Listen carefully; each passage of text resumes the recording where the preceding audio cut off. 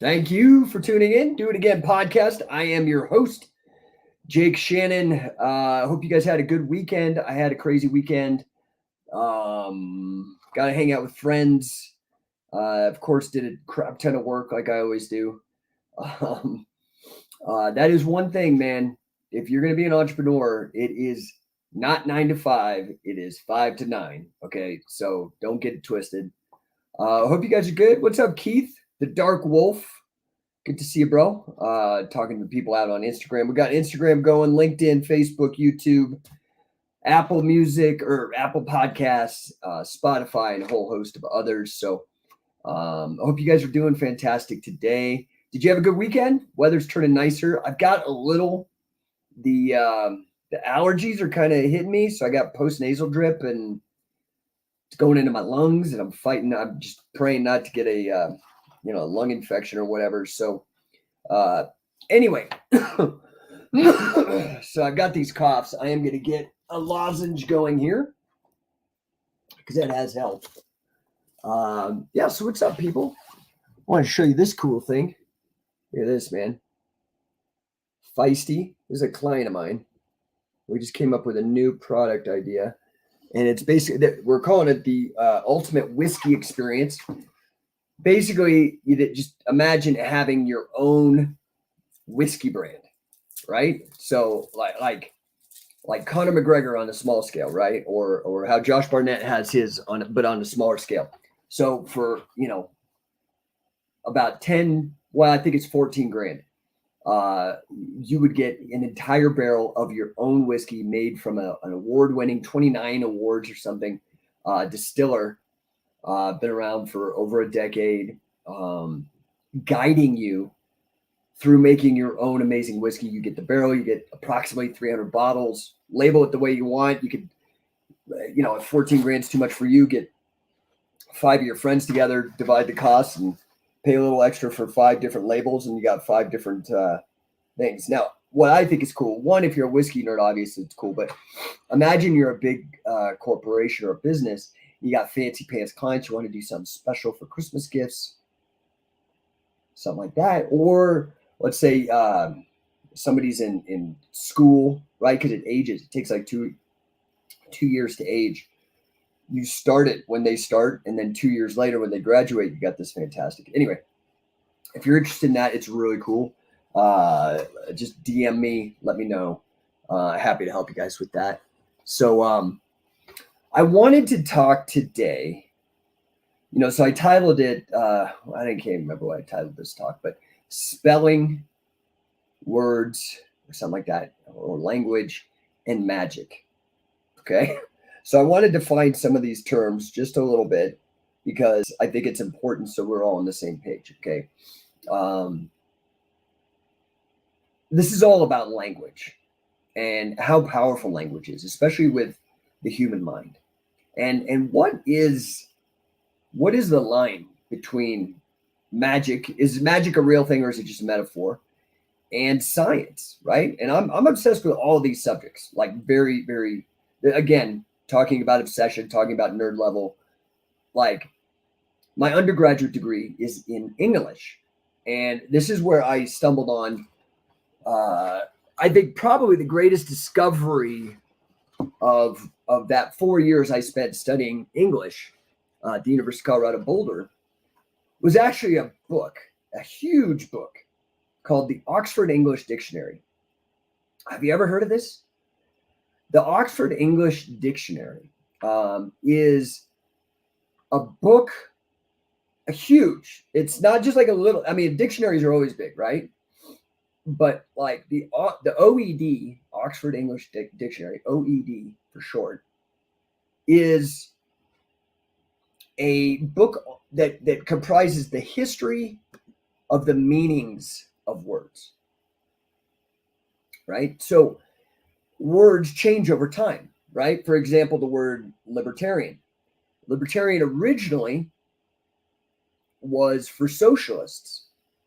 And eventually, because over time words change, meanings are changed or manipulated, whatever, it changed to mean more anarchism, lack of government, okay?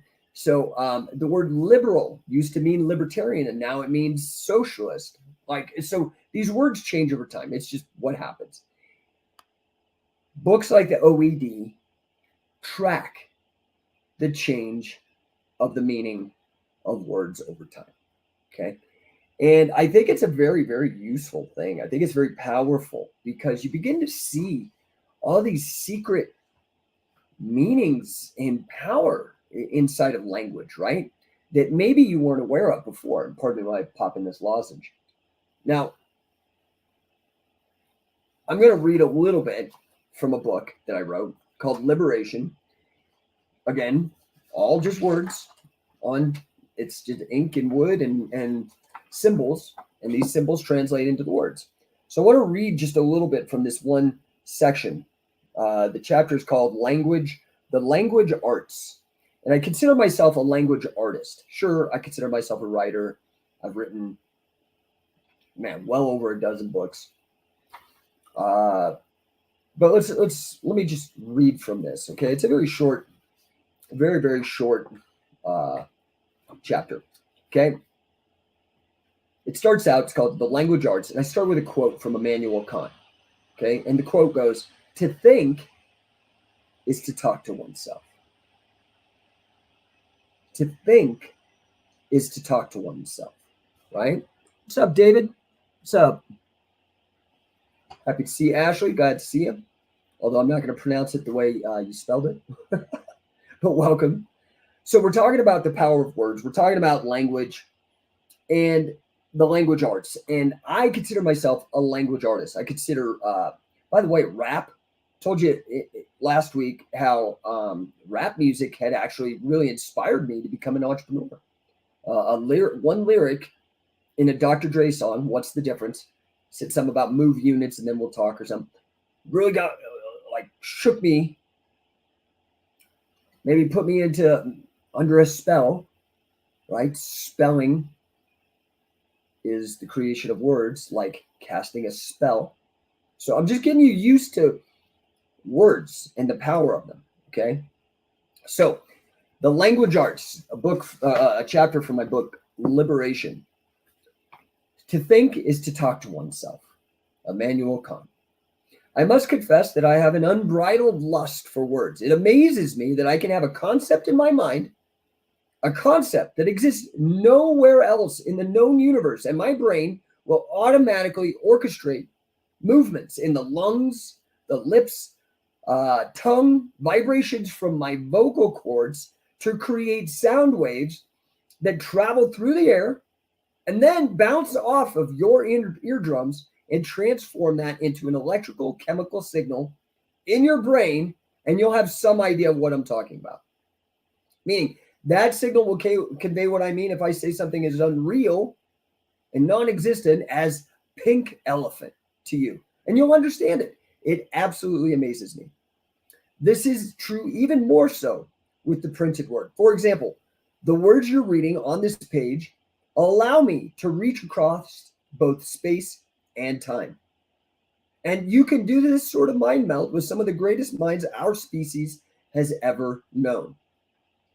Author Joyce Carol Oates puts it better than I ever could when she said, "Reading is the sole means by which we slip involuntarily, often helplessly, into another's skin, another's voice, and another's soul." Okay? Now, involuntarily, you could choose not to read the words, but let's not get pedantic about this, right? Hey, what's up, Marshall Strength? Good to see you. Thank you for that post. I really appreciated it. As you see, I shared it all around, so I really do appreciate that. I'm going to continue. Words are inherently psychedelic. Now, I go into this whole thing that doesn't mean, it just proves anyway, in my longitudinal study of prosperity consciousness, which is what liberation is all about, is about this concept of prosperity consciousness, originally started with Wallace Wattles with The Science of Success, a book from the early 1900s. Anyway, in my longitudinal study of prosperity consciousness, I've experimented with many modes of meditation. Lord Shiva, the first yogi, says there are 112 different methods of meditation. I've sought to master language, and to model the grades. I've studied, taught, and earned an income with mathematics, which is just another language. And I've read thousands of books and authored a dozen or so myself. I even had a highly sought after hypnotism practice for years where I helped liberate thousands of people from the binds of a limited mindset and radically change their lives. Oftentimes, it's just one conversation. Now, I started that really, I started fooling around with hypnosis to deal with pain, trauma associated with my pediatric cancer treatment. And that really dovetailed nicely with my study of Zen meditation a couple years later. Anyway, I'm going to continue. Language is magic. Spelling creates spells. Words are codified thoughts. Language is where the mind intersects with the material plane. When you write down your goals, they become real. They're no longer electrical chemical signals in your brain. They are now symbols written in ink on paper. Things like writing a book, you can change people's lives. Writing can alter the fabric of reality itself and alter your perceptions too. Words are travelers, carrying meanings across epochs of time. Language may be mankind's greatest technological achievement. Language is magic, but even more importantly, language can be liberating. A skilled language artist can use language alchemically because language is inherently hypnotic. Now, for those of you that think you've never been hypnotized, I hate to break it to you, but you've ever read a book or watched a movie and it made you excited or laugh or cry, you were hypnotized. Were you brainwashed? No, of course not, because that's not what hypnosis is. At any point, you can get up and go buy popcorn or go to the bathroom or whatever. So while words are not mind control nor a narcotic pill, they are powerful since we predominantly think in words. Like I just said with Immanuel Kant's quote, that to think is to talk to oneself. So since we predominantly think in words and many of our thoughts are self-conversations, it seems self-evident. If you doubt this, consider for a moment about how the words of others can impair your thinkings. Why do people get upset at people that talk too much? Why? Because you can't have two conversations at once. When somebody else is talking constantly, you can't hear yourself think. Hear yourself think, a self-conversation. We all know it's hard to have two conversations at once. Well, the same goes for our internal conversations with ourselves. You cannot carry on your internal conversation, i.e. thinking with yourself, if you're carrying on an external conversation with someone else. So language is a tool of thought, and perhaps a primary one. Think about when you go to the grocery store without a list. What happens? You talk to yourself, right? I need eggs, bread, diapers, yada, yada.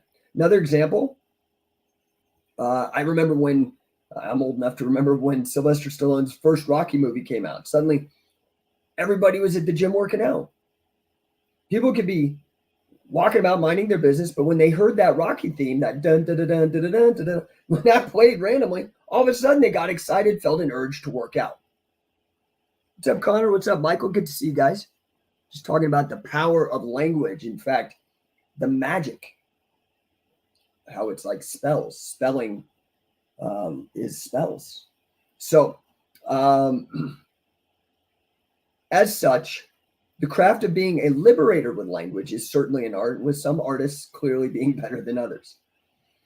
However, just because it's an art does not mean that there's not a ton of science behind it. Psychologists call the state induced by the words of a hypnotist a dissociative state. Basically, it allows you to view yourself as another person, or in other words, a third person point of view in the parlance of writing. Just like when you begin to identify with a character in a film or a novel. The irony here was when people came to see me for smoking or whatever as a hypnotist, really the reason is because they had a poor ethical relationship with themselves. All I did was have them begin to deeply respect their relationship with themselves again, their agreements to themselves, their word, their words, their word, their promise to themselves to quit. What I don't know if God is watching everything you do or Santa's making a list or whatever, but I do know that your unconscious, whatever that may be, but that part of you is always watching, right? So let me ask you something. Do you have respect or do you highly esteem someone who's cruel to you or is constantly shitting on your dreams? Or what about somebody who is a flake? Always telling you they're going to do something and never follow through. What about a liar? Do you hold any of those type of people in high regard? No. Then why would it be any different when you do that to yourself? Lie to yourself. Don't follow through on what you say. Trashing your dreams. Respect, whether it is between you and I or with yourself, is earned. Period. I mean, you can lie to your friends, your family, your boss, and maybe get away with it. But when you lie to yourself, you can't just get away with it because you are the one doing the lying. You're aware of it. You know it, and there's no escaping that, no matter how many BS rationalizations you try to pile on top of it. So the bottom line is this. I'm sorry, let me start that over. The bottom line is this. If you wouldn't treat a sweet, innocent 9-year-old child the same way you treat yourself, for example, lying to yourself or throwing yourself under the bus, then you have absolutely no business treating your inner child that same way. Your conscious mind is like an adult. It solves problems, deals with new novel things brought to your attention via stimuli, or clinically speaking, stress. It looks down at the chessboards and thinks rationally. It thinks slow and methodically. Your unconscious, whatever that means, on the other hand, is like a toddler. It seeks comfort, pleasure, it reacts, it thinks fast. Therefore, undesirable habits like smoking, negative self-talk, overeating often take over when you are stressed out because your conscious mind is busy trying to ameliorate or solve that aforementioned stressor.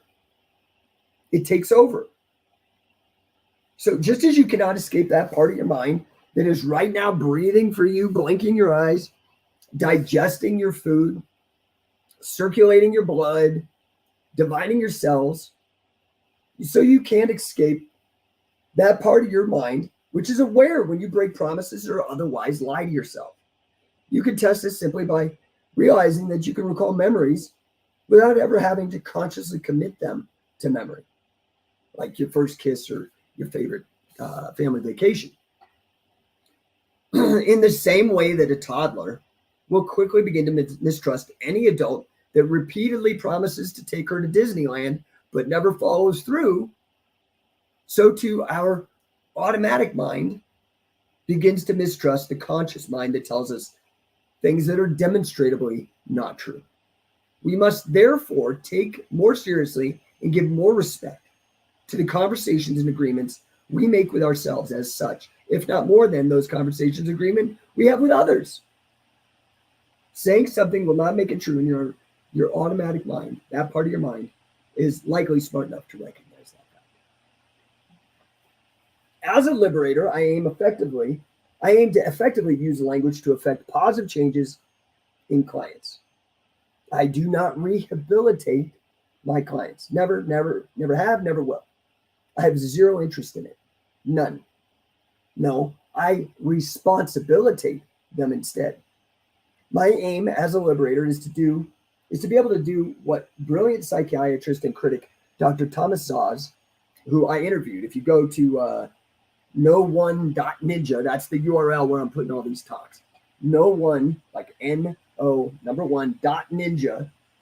Just that's it, whatever. If you go there, that will take you, and I did Thomas Szasz's last in-depth radio interview. Anyway, my aim as a liberator is to be what brilliant psychiatrist and critic Dr. Thomas Szasz called the noble rhetorician, like a rhetoric. And this is a quote from Thomas Sawes. As the base rhetorician, or a bad rhetorician, uses language to increase his own power, to produce converts to his cause, and to create loyal followers to his own person, so the noble rhetorician uses language to wean men from their inclination to depend on authority, to encourage them to think and speak clearly, and to teach them to be their own masters. Okay, so this whole book, it's not a huge book, okay, but it's full of this kind of things. And I talk about how to be free. And more importantly, and you can see I even, for people who can see it, I've even written in it myself. It's a workbook. And so to the power of words, it asks powerful questions. Questions maybe that you've never been asked before and never thought through, right? So it will literally, this book will literally change your life, especially not just reading it, but if you do the work. It's on Amazon. Liberation, notice there's a little dot there, but if you type in Liberation and Jake Shannon, it should pop up on Amazon. By the way, hey, what's up, Alexander? I am doing well. I hope you're doing good. Sorry for my voice. It's all this allergies and whatnot, man. I'm getting a little bit of, I don't know. It's like post-nasal drip or something. Anyway, yeah, I'm doing great. I hope you're doing good as well, Alexander.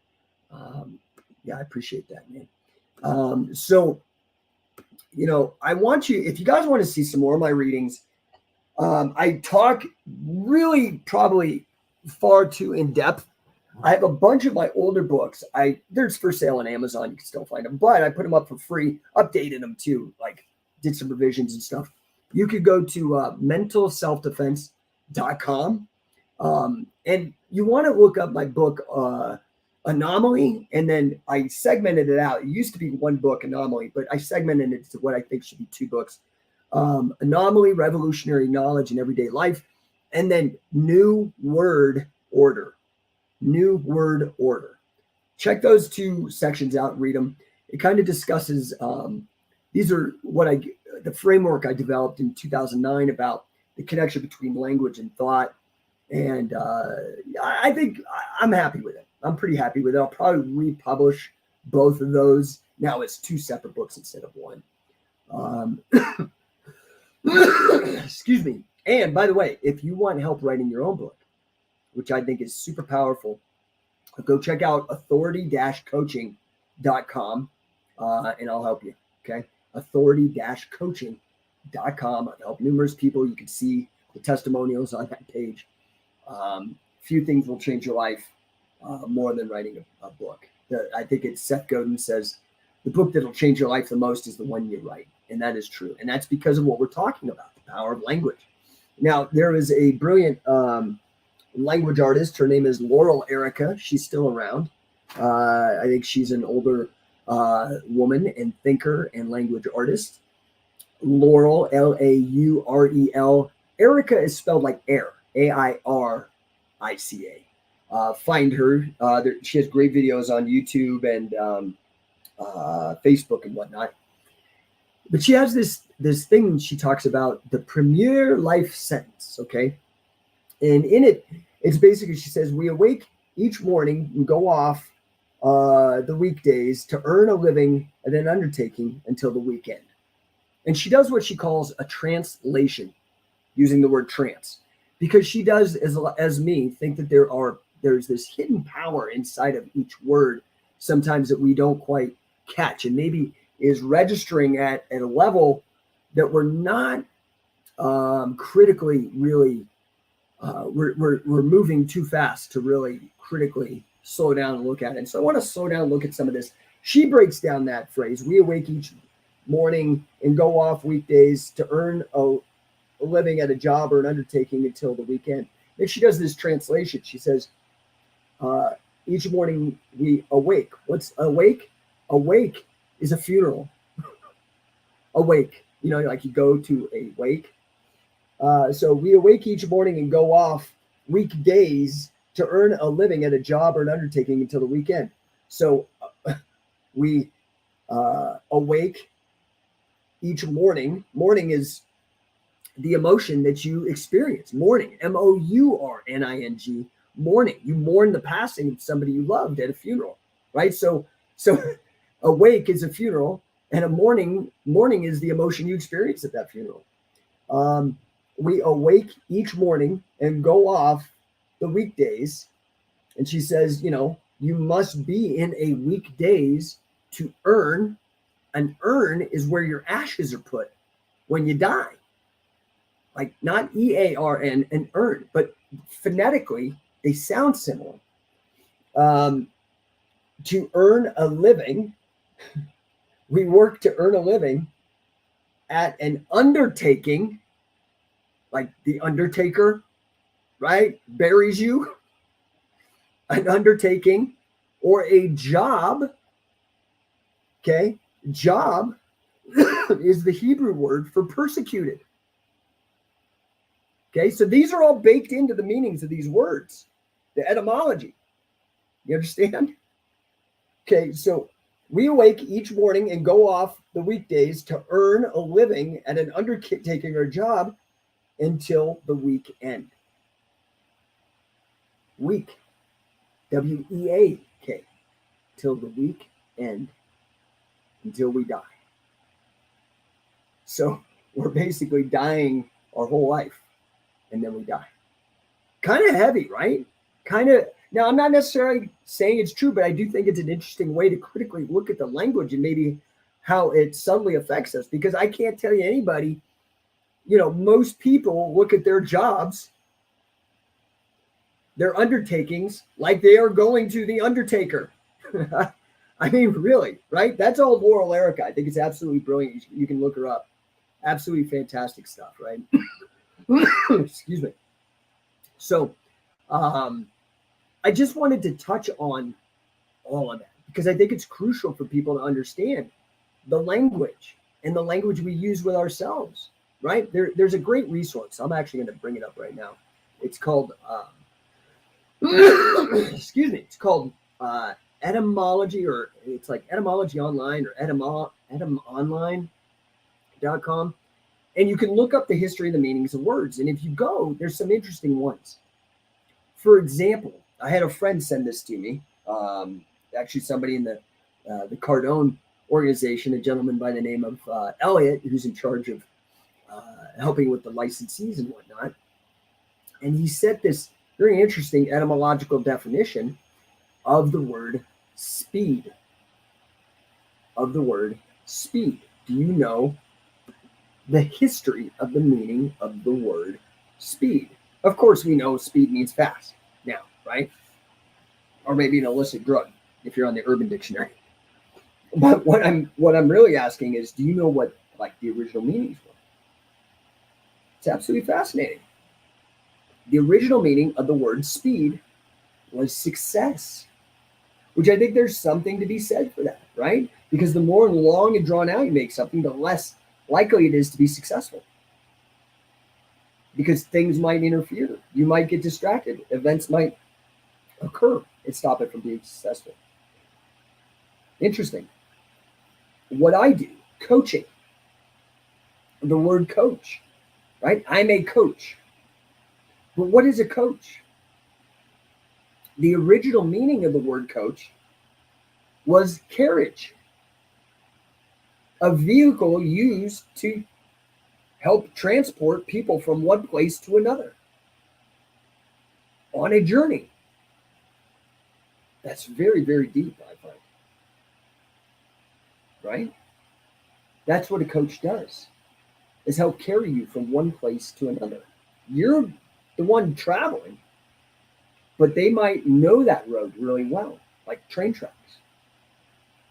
A coach, like a road, well worn. Fascinating stuff.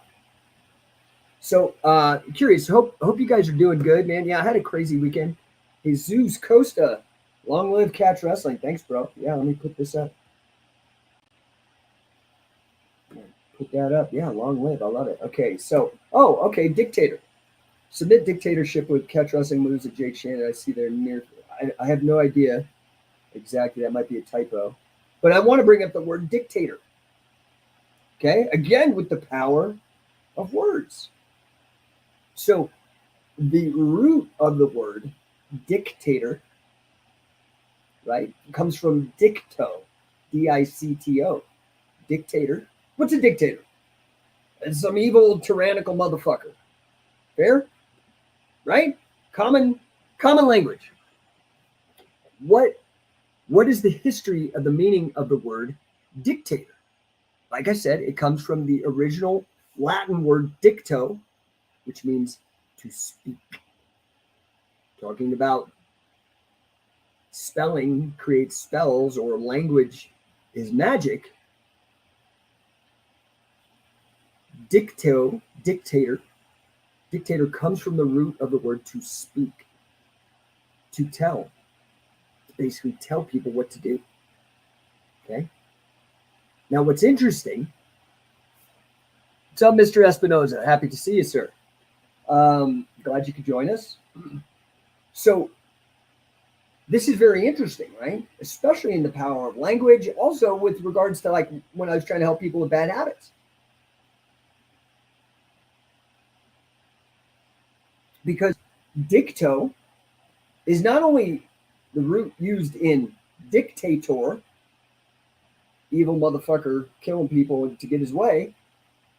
Dicto is also the root of the word addiction. Because you keep telling yourself, or you keep making excuses and allowing a bad behavior to continue. Language. Again, to the power of language and words.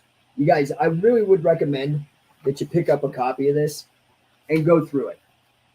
I wrote this for a meeting. This literally, I think it's like 15, 20 bucks. This will change your life. You want to talk about magic? Do this. Read this book. Go through and fill out because at the end of every chapter, I ask questions, right? So, I think you're going to enjoy it. It really is about prosperity consciousness, right? About how do you really like increase your life? Okay, so I promised that I'd talk a little bit about magic. I'm going to read the magic chapter here. Again, I'm not going to give you the questions and whatnot. Excuse me, but I will read this chapter on magic as well. So I wrote the chapter on language arts. Talked a little bit about Laurel Erica. Talked a little bit about etymology, the power of it. I think you should investigate this. Again, there's online dictionaries that I think you would really enjoy. But let's look at magic. Okay, so it's titled, Magic, right? I start with a quote by Nietzsche. Nietzsche is probably the most influential philosopher upon my thinking. I started reading him when I was 15.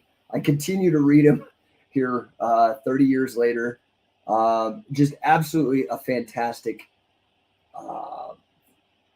thinker and again, I was talking about the power of words to be able to time travel, and I could engage with his thoughts here hundreds of years after his death, right? So, or decades, 100, whatever. Anyway, so I start out with a quote.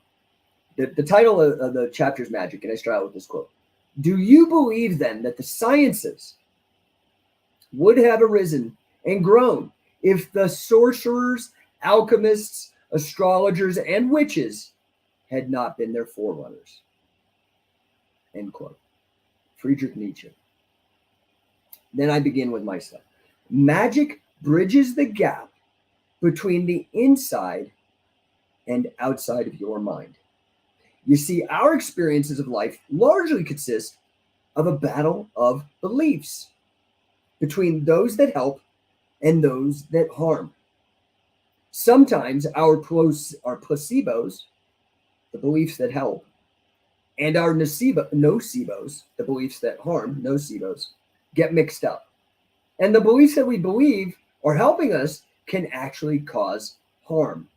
This is where I came up with this Latin phrase, primum non nocebo. It's a spin-off of the Hippocratic Oath, primum non nocere, first do no harm, which I think is a wonderful principle, not just for medical doctors, especially today, when medical harm is like one of the huge leading causes of death in the world. But I spun it, primum non nocebo instead of primum non nocere. Primum non nocebo for first, no harmful beliefs.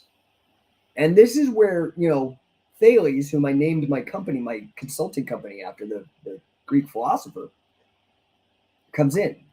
And one of his most famous maxims is to know thyself. Do you know which beliefs of yours are actually heartful and helpful? Have you ever evaluated them? All right, so magicians seek to reunify the study of experimentation and the study of belief systems, unifying belief systems and their effects upon reality. Okay. To say that science sprung from magic isn't all that controversial among historians of science, of course. In this way, science might be considered to be some sort of daemon conjured forth from the works of legendary alchemists like Isaac Newton, Elias Ashmole, John Dee, and Giordano Bruno. What most people don't know, sorry, I keep doing these little sides, but Isaac Newton. First of all, do you have any idea how fucking smart this guy was? Died a virgin, I think. Like, okay. So it fits into the whole, like, kind of nerd stereotype. But do you have any idea how fucking smart this guy was? Like, a lot. And most of modern science, the stuff that Neil deGrasse Tyson and all these fucking wankers go off on, shaking their finger at you for a bunch of shit. He invented it. Like calculus, classical physics, optics, fucking genius. Like no one person, I mean, he did all of those. Like physics, classical physics, not quantum, but classical physics. Total genius, right? Did you know that his scientific writings were dwarfed by his alchemical writings? He wrote mostly in magic. Very interesting. And he was a very hardcore Christian as well. Interesting cat. But he's who John Maynard Keynes, whether you like him or not, the economist from the early 20th century, most influential economist, definitely in the 20th century, called Isaac Newton the last magician for a good reason. Okay? Now, these last magicians were later replaced by scientists, largely due to the open source nature of the scientific method. This approach allowed for sharing and collaboration, whereas alchemy was closed and occulted. That's what occulted means, is hidden. David Wooten, a writer, summarizes it succinctly in The Invention of Science this way. Quote, what killed alchemy was the insistence that experiments must be openly reported in publications which presented a clear account of what had happened, and they must then be replicated. This is very important, replicated. Preferably before independent witnesses. The alchemists had pursued a secret learning, convinced that only a few were fit to have knowledge of divine secrets, and that the social order would collapse if gold ceased to be in short supply, right? Because the alchemists all wanted to turn lead into gold. Esoteric, meaning obscure, not common. Esoteric knowledge was replaced by a new form of knowledge, which depended both upon publication and on public or semi-public performance. A closed society was replaced by an open one. So the alchemists were still experimenting, doing it, but they started collaborating, sharing, cross-referencing, and proving to each other, right? So they had stumbled on a few interesting discoveries, but when they started to do this more open source methodology, that's when science really exploded. Okay, so I continue. Are you fascinated by synchronicity or serendipity? Yearn to understand their connections to the quantum realm? Do you believe that belief is merely a tool, albeit a powerful one? If so, then you may be a magical person. There are many flavors of magic, all with varying levels of woo-woo. My personal favorite is chaos magic, which offers a syncretic, meaning it takes from all kinds of different areas, approach to occult studies and magical practice that is both theoretically rigorous and deeply practical.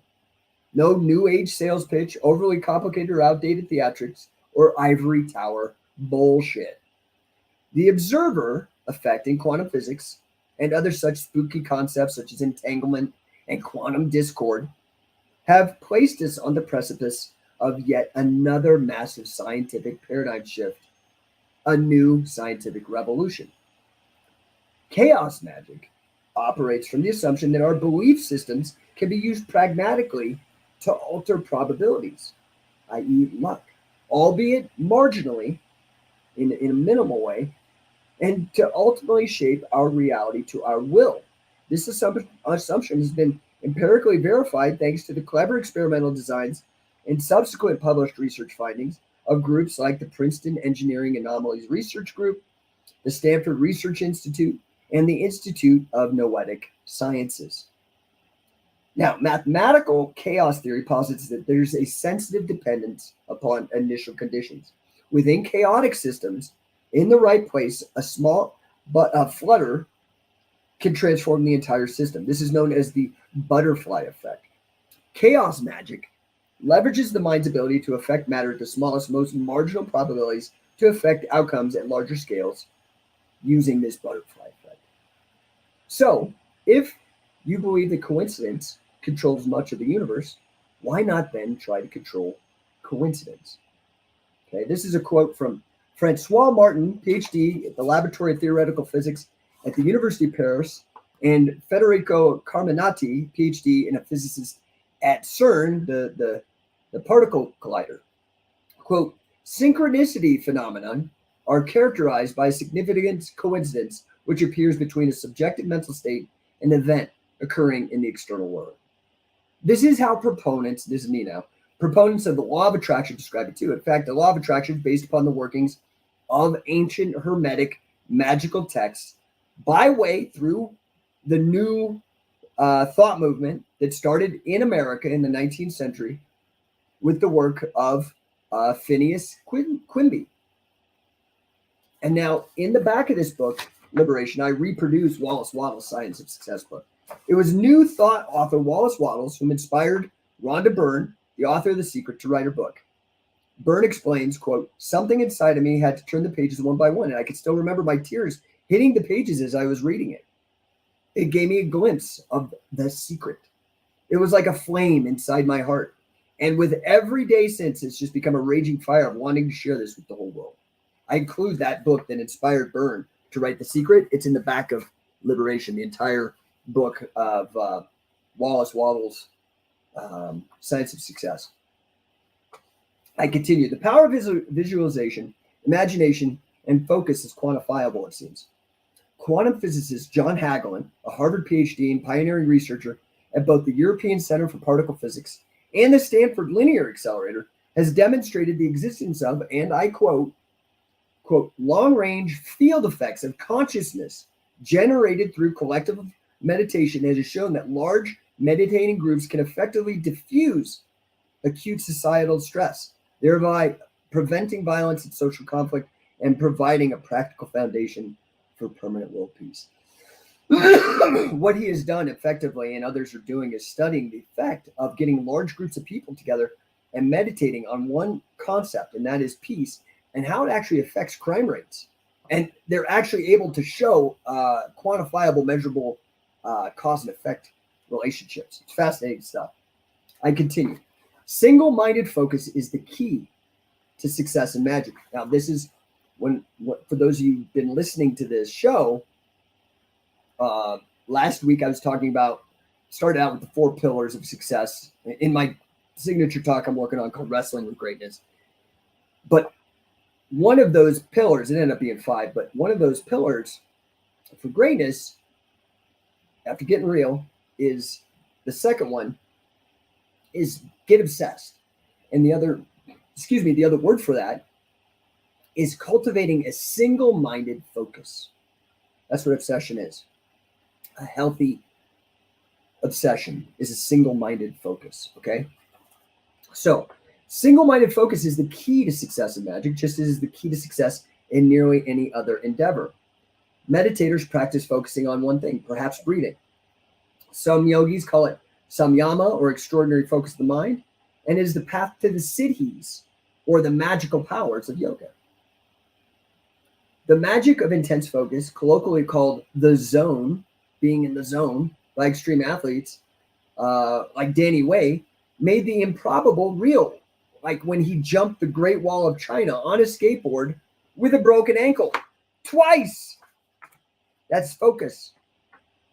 The founder of Flow, psychologist Mihaly I can't remember, Csikszentmihalyi, and sorry for butchering it. You guys are probably better at his name anyway. But he's the guy who, the scientist behind, the psychologist guy behind all this flow stuff, said, quote, there's this focus that once it becomes intense leads to a sense of ecstasy, a sense of clarity. You know exactly what you want to do from one moment to the other, and you get immediate feedback. Okay. Single-minded focus, language. Language is the key to affecting your beliefs, right? This is where the magic comes. I hope listen, this is the kind of shit that I think about. I know it's fucking crazy, but this is what happens when you've studied philosophy and science and magic and language for decades and decades and have tried to apply it to success.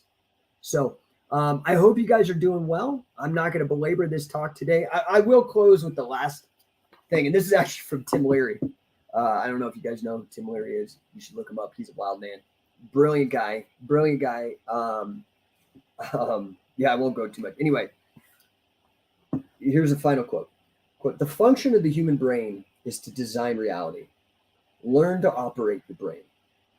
To operate your brain, you must learn to operate your eyeballs. Your brain loves light. Your eyeballs are two greedy mouths, hungry for light. Turn to light, illumination, revelation, insight. Operate your eyeballs. Who controls your eyeballs? Controls your mind. Who controls your eyeballs? Controls your brain. Who controls your eyeballs? Dilate your pupils. The human brain is hungry for light. The human brain looks through the windows of the eyes. Look into my eyes, look into my brain. I want your light. Reveal to me revelation. Pretty trippy stuff. What would you expect from Tim Leary? So guys, I hope this was helpful for you. I hope this makes you a little more respectful of your conversations with yourselves, not just with other people, but like your word and your words, your word to yourself and your words to yourself. If I can be of any assistance, you guys always can hit me up. I'm available. You can DM me on any of these things. You can leave a comment and I'll DM you. Whatever works for you. You can engage with me. I do coaching in mindset, in wealth creation. Thales Coaching, THALES coaching.com. Check it out. Go over there, poke around, see if I can't be of any assistance. Authority Coaching. That's my book coaching. And as I said earlier, you guys can you can go to mentalselfdefense.com, read any of my books. The ones on language I would recommend are the book Anomaly and also the book New Word, not World, not New World Order, New Word Order. Check those out. And yeah, of course, man, I'd love to see you guys at one of the wrestling events as well. Check out Scientific Wrestling. ScientificWrestler.com is our new affiliate program. So you can now be a part of the brand that the legends chose to be a part of. I'm making that available to everybody. So, guys, I appreciate you tuning in as usual, and we will be back tomorrow with more. And if you guys have anything in specific that you want me to talk about, again, just DM me, put in the comments, that kind of thing. I appreciate your attention, and I hope you guys have a fantastic day.